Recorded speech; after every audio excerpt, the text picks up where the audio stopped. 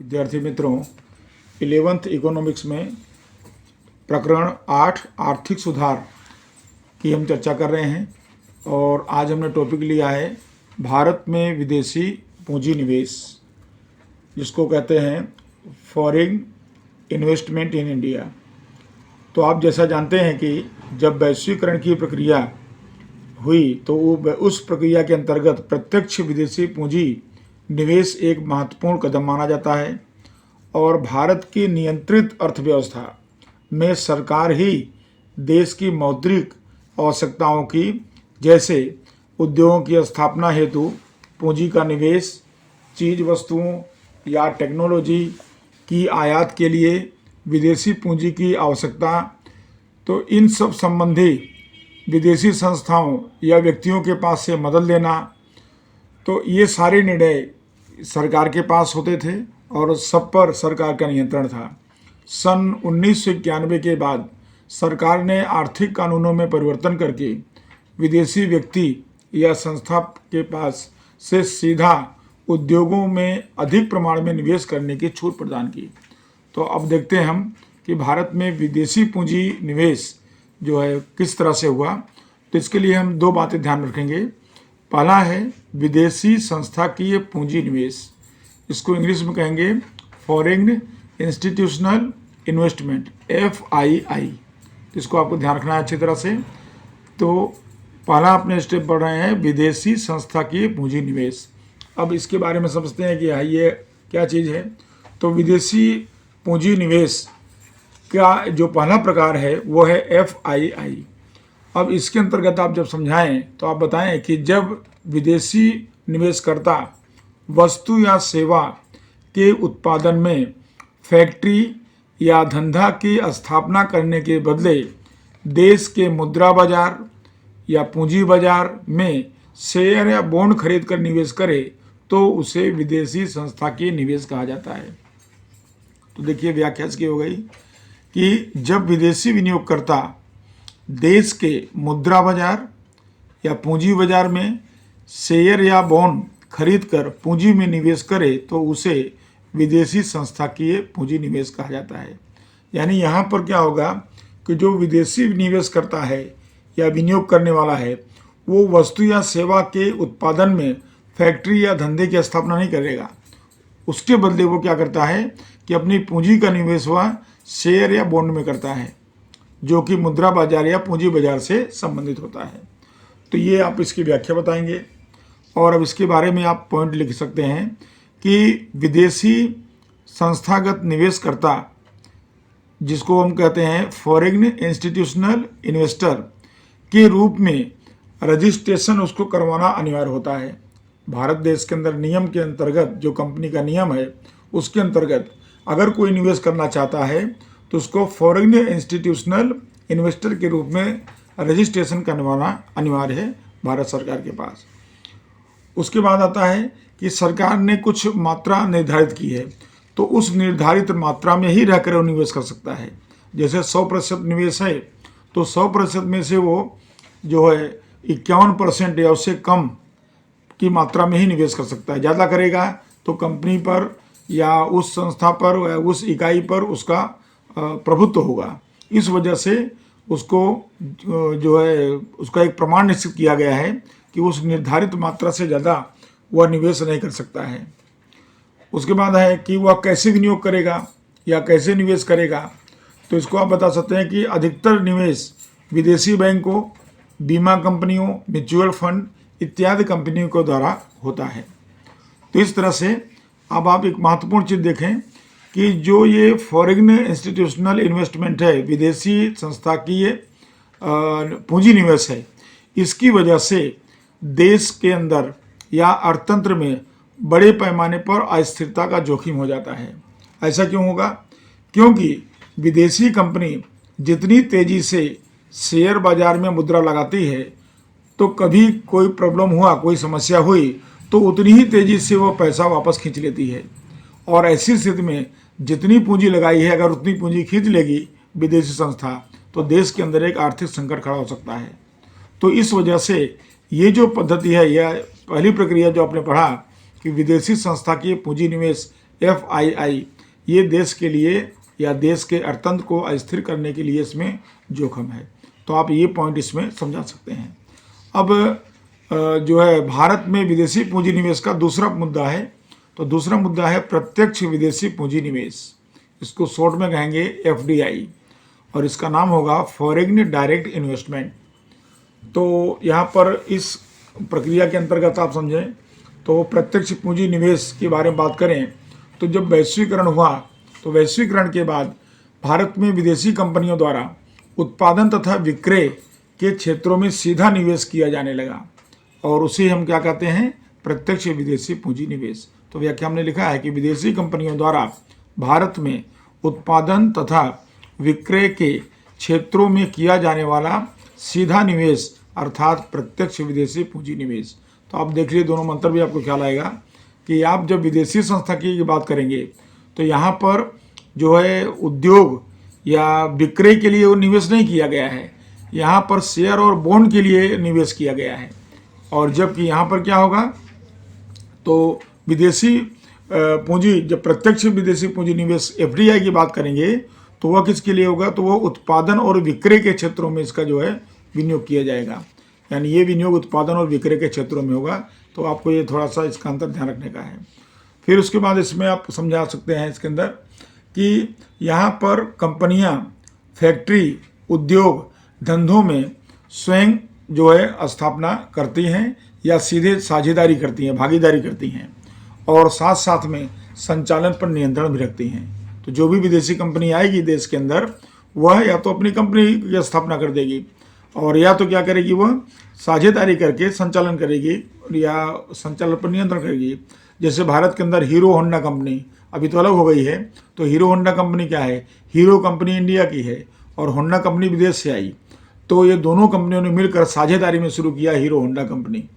तो इस तरह से साझेदारी से भी काम कर सकती है और अथवा वह अपने स्वयं की कोई कंपनी खोले, जैसे फोर्ड है, सैमसंग है, ये कंपनियां जो हैं ये भारत में आकर के अपना कंपनी की स्थापना की हैं और अपना बिजनेस कर रही हैं इसके द्वारा। तो ये दोनों तरह से अपने व्यवसाय को, बिजनेस को चला सकती है देश के अंदर। अब इसमें आप देखिए कि प्रत्यक्ष विदेशी पूंजी निवेश का स्वरूप कैसा होता है, आपको ये बताने के लिए तो आप इसमें बता सकते हैं कि जैसे हमने लिखा कि संस्थाकीय निवेश का स्वरूप, तो इसको में आप ये बता दें कि वह संस्थाकीय निवेश के स्वरूप में होती हैं, क्योंकि सीधा पूंजी निवेश के रूप में होने से वह ज़्यादा स्थिर निवेश गिना जाता है। आपने देखा FII उसमें क्या था कि अस्थिर है, वो जैसे कंपनी पैसा लगाएगी या विदेशी कंपनी पैसा लगाएगी वैसे ही समस्या होने पर तुरंत पैसा निकाल लेगी। लेकिन यहाँ पर क्या हो रहा है कि यहाँ पर कंपनी अपने उद्योग को स्थापित कर रही है, तो यह वह समस्या वहाँ पर यहाँ पर उत्पन्न नहीं होगी कि वह अस्थिरता उत्पन्न करे, तो ये समस्या यहाँ पर नहीं होगी क्योंकि संस्थाकीय निवेश के स्वरूप में होती है इस वजह से। फिर यंत्रों, कच्चा माल और संपत्तियों के स्वरूप में, तो जो भी ये निवेश करेगी कंपनी यहाँ पर FDI के अंतर्गत, तो वह यंत्रों में निवेश करेगी, कच्चे माल में निवेश करेगी, संपत्ति के स्वरूप में निवेश करेगी, तो ये अस्थायी रूप में इसका निवेश माना जाएगा। उसके बाद है नई टेक्नोलॉजी का स्वरूप। जब विदेश की कंपनी अपने देश में आएगी तो वह अपने यहाँ से टेक्नोलॉजी हमारे भारत देश में लाएगी और वह उस टेक्नोलॉजी का उपयोग यहाँ भारत देश में करेगी। तो इस तरह से भारत के अंदर नई टेक्नोलॉजी का एक स्वरूप देखने को मिलेगा या नई टेक्नोलॉजी की जानकारी मिलेगी। फिर आता है सीधा पूंजी निवेश का स्वरूप। तो यहाँ पर आपने FDI का अर्थ ही आपने देखा कि FDI जो है वह प्रत्यक्ष विदेशी पूंजी निवेश है।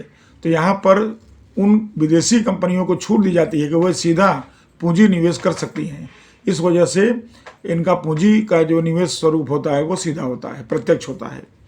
और इसके बाद है कार्य संस्कृति, जिसको कहते हैं वर्क कल्चर। तो कार्य संस्कृति जो है, तो जो कंपनियां बाहर से आकर के अपने देश के अंदर उत्पादन करेंगी, बिक्री करेंगी, तो उनकी जो कार्य पद्धति है, कार्यशैली है, तो जहां पर कार्य को ज़्यादा महत्व दिया जाता है वो चीज़ भी देश को सीखने को मिलेगी और उस चीज़ को भी अनुकरण करने को मिलेगा। इस तरह से आपने देखा कि FDI जो है वह आपका प्रत्यक्ष विदेशी पूंजी निवेश का जो है स्थिति बताता है। और उसके बाद आपने देखा FII जो विदेशी संस्थाकीय पूंजी निवेश का। तो इस तरह भारत में विदेशी पूंजी निवेश 2 स्तर पे होता है। तो पहला स्तर आप बताएंगे कि विदेशी संस्थाकीय पूंजी निवेश, और दूसरा बताएंगे प्रत्यक्ष विदेशी पूंजी निवेश के स्वरूप में, जिसको अभी FDI कहते हैं। उसके बाद अगला टॉपिक आता है इसके अंदर, और ये टॉपिक है भारत की विदेश व्यापार की नीति। अब भारत की विदेश व्यापार की नीति के बारे में बताएं तो भारत की विदेश व्यापार की नीति के अंदर आप देखेंगे तो पहले तो चुनौतियां उसकी बताइए कि इसके सामने कौन कौन सी चुनौतियां हैं इस विदेश में। तो पहला नंबर है कि गृह उद्योग को रक्षण। तो यहाँ आप समझा सकते हैं कि अंतर्राष्ट्रीय जब स्पर्धा होती है तो ऐसी परिस्थिति में गृह उद्योगों को रक्षा देने के लिए आयातों पर नियंत्रण रख दिया जाता है, ताकि जो है अपने देश के जो गृह उद्योग हैं, अपने देश के उद्योग जो हैं, उनको रक्षा मिल सके या उनको ज़्यादा स्पर्धा ना करनी पड़े।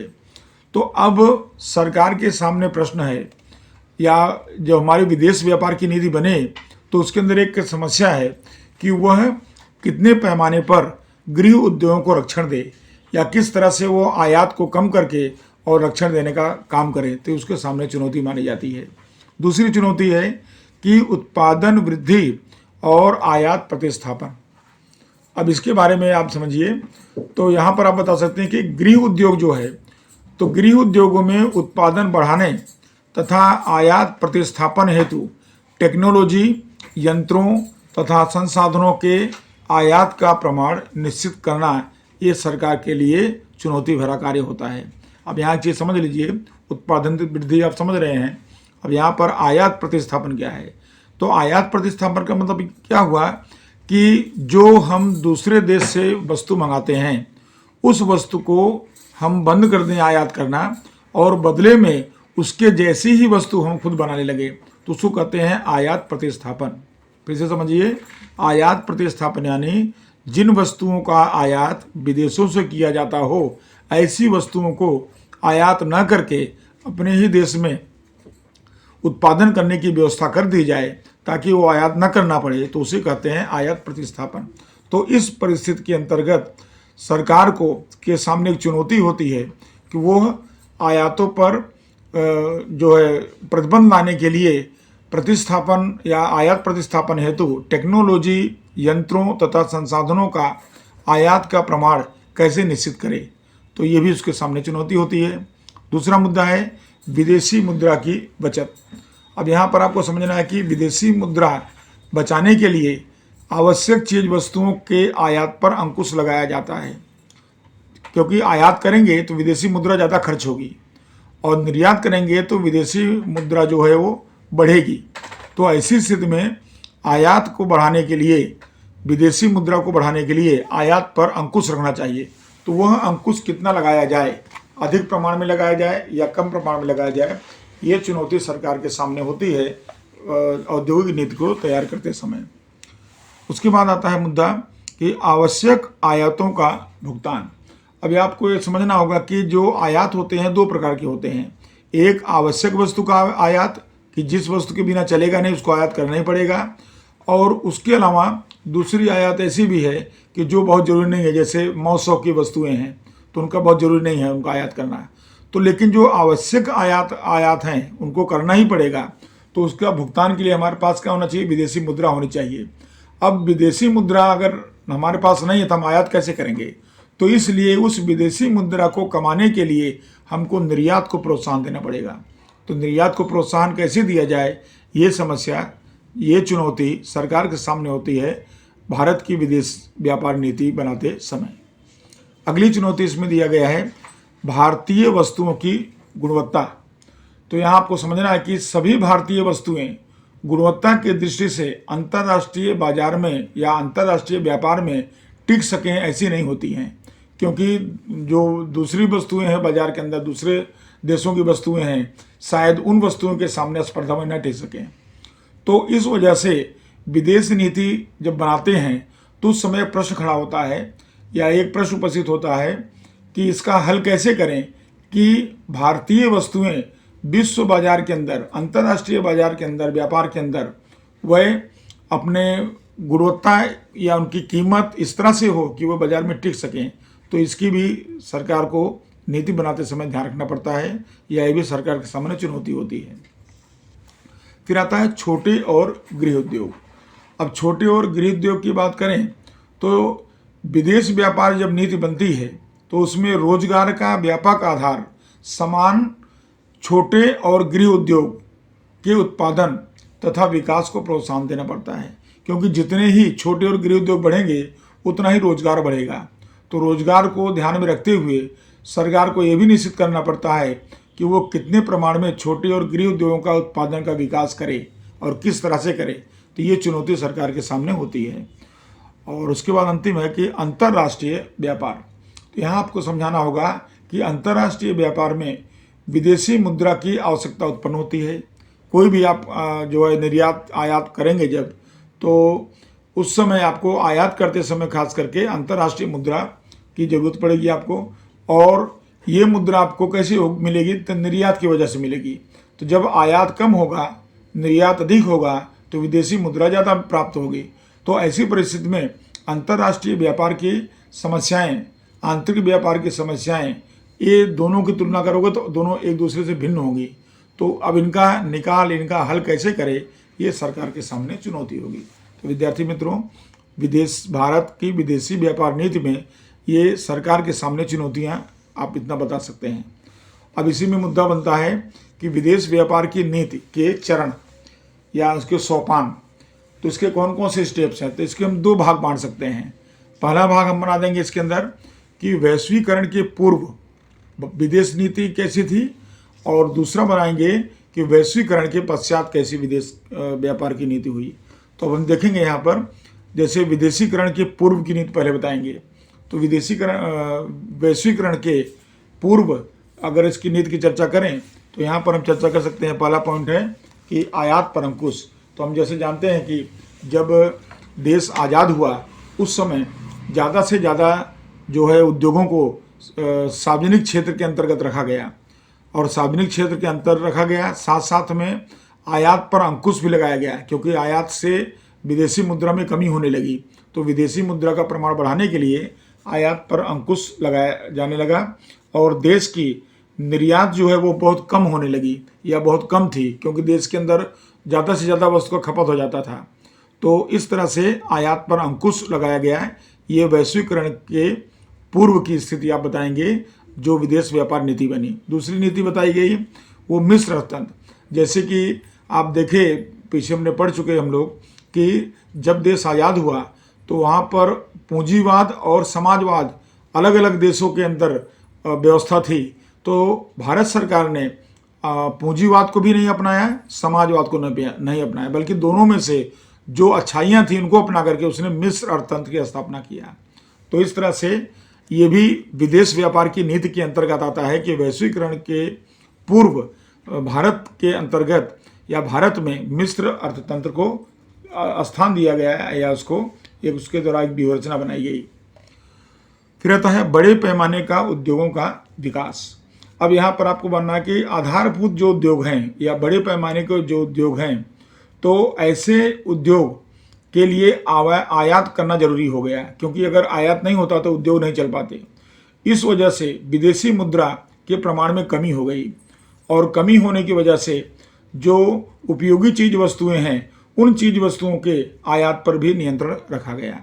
तो बड़े पैमाने पर उद्योगों के विकास के लिए आयात जरूरी बना, और इस वजह से जीवन जरूरी जो वस्तुएं थी उनके आयात पर जो है नियंत्रण रखा गया। फिर आता है कि देश के उद्योगों को संरक्षण। आपने पहले भी देखा कि देश के उद्योगों को बचाने के लिए या वो कंपटीशन या स्पर्धा में टिक सकें या बने रहें, सरकार ने बराबर उन पर ध्यान रखा, उन पर संरक्षण रखा।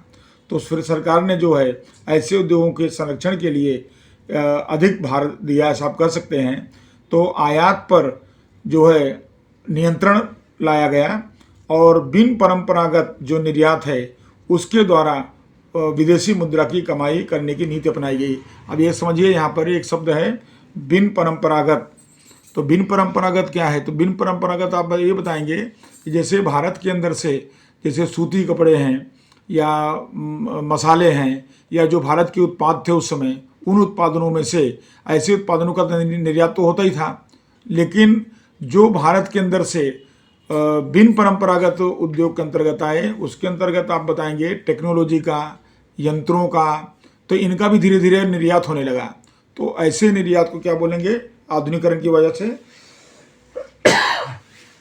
बिन परंपरागत। तो बिन परंपरागत जो ऐसे मतलब निर्यात होने लगे, तो उससे जो है देश के अंदर विदेशी मुद्रा की आवक बढ़ने लगी। तो ऐसी नीति बनाई गई।